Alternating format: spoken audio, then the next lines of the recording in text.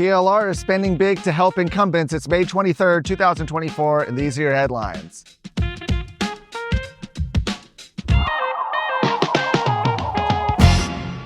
The establishment donors are in full force as the Republican primary runoff election continues. We've got the election date next week, next Tuesday, and they're spending big to keep additional incumbents from succumbing to challenges from the right.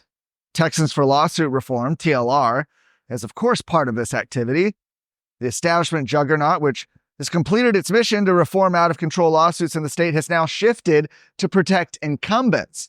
According to their websites, the TLR PAC has endorsed and is spending heavily in a handful of primary runoff races, mostly to defend incumbents. Incumbents like Representative Stephanie Klick, who David Lowe has forced into a second consecutive runoff election. She received over $250,000 from TLR in the first round. In the runoff, TLR has given $135,000 in direct contributions and another $22,000 in in-kind contributions. Another Republican like Klick who finds himself in a repeat battle is Lynn Stuckey. In the last cycle, Andy Hopper narrowly missed defeating the incumbent lawmaker.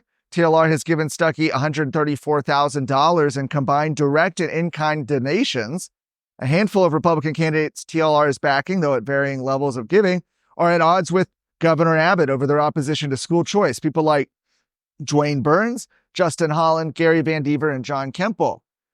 State Representative Frederick Frazier, who's also endorsed by TLR, received $347,000 ahead of the March primary.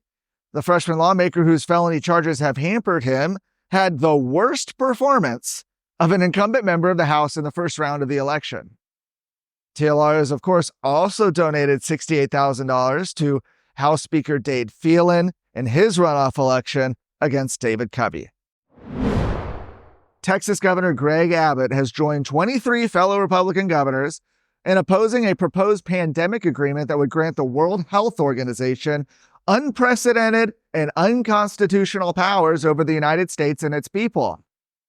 The letter sent to President Joe Biden explains that the governors have found the proposed treaty will, quote, empower the WHO, the World Health Organization, particularly its uncontrollable Director General, with the authority to restrict the rights of U.S. citizens, including freedoms such as speech, privacy, travel, choice of medical care, and informed consent, thus violating the Constitution's core principles.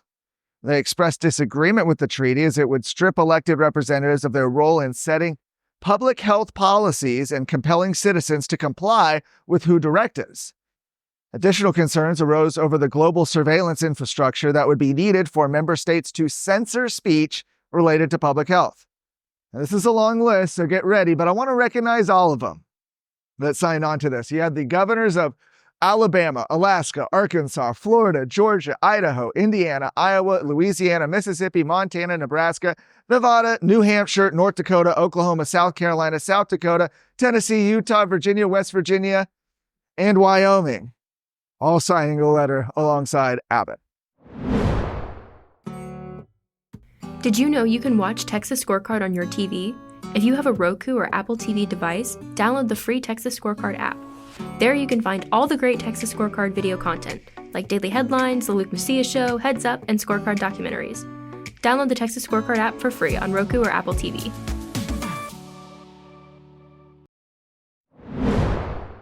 Lastly, a quick update. As you can see, we're actually filming live from the Republican Party of Texas's convention in San Antonio.